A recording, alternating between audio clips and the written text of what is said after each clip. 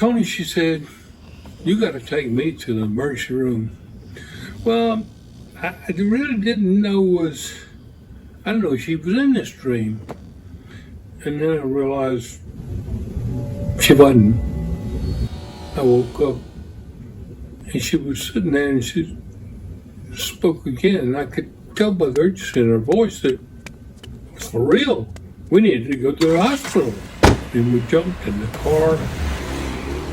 In a few minutes, we went to Trident Hospital emergency room. I parked the car as close to the door as I could. I jumped out to go inside. There was a uniformed guard that stopped me, said I had to go through the metal detector, and so I did, but I was trying to get to a wheelchair, so I could get my wife out of the car and get her inside for treatment. I managed to do that. We came into the waiting room there in the emergency.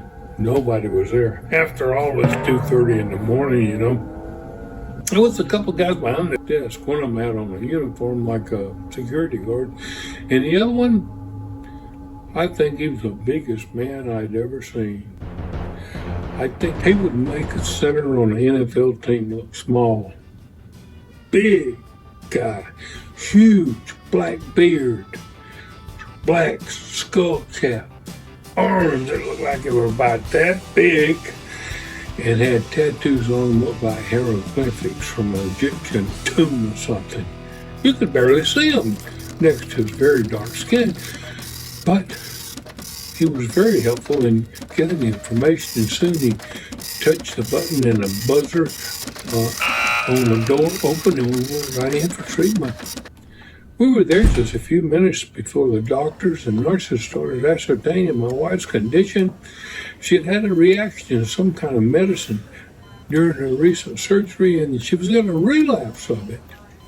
Well, it didn't take them long to ascertain what the problem was, and one of the nurses called me sweetness, that I should move out of the way, and I did.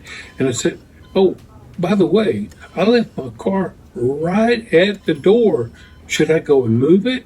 She said, oh, yeah, please go and move it. And she said, you can go out that door there. Doors opened automatically, and hopped in the Lexus and went to move it. And I moved it maybe 200 feet, 100 feet away, something like that. It was very dark in the parking lot. No moon out that night. They must have had two 25-watt bulbs or something in the parking lot because you could barely see anything. I parked it in a handicap spot, even though it didn't have a handicap sticker, but it was empty and it was very close. So I jumped out of the car to get back inside as soon as I could. And you know those concrete curbs they have there? You know, so you don't drive too far in the parking place? Yep, I snagged one of those with my toe. I went flying through there, smacked down. And I'll tell you, and gravity rushed up and hit me with 240 pounds of force. Splat. There I was. Almost instantaneously, my watch went off. I looked at it. It was flashing red and it making siren type sound. I didn't know what to do. But all of a sudden, people were lifting me up and feeling me, asking me if I was hurt, and I was saying no, and I heard this voice of someone called me, someone that called me sweetness. She knew how to turn off the watch. But those big arms, the one with hieroglyphics on it, from the humongous man that looked like he might have been a terrorist, those were the ones that were lifting me up. So, they got me up, got me inside and patched me up. My wife was ready to go home, but thinking about getting up again in those big arms, I guess Mama was right when she said, you just can't always judge a book by the cover. Thanks for watching this video.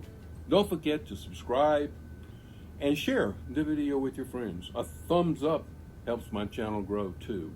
Other videos are available, as you can check out my playlist as well as what's coming up next.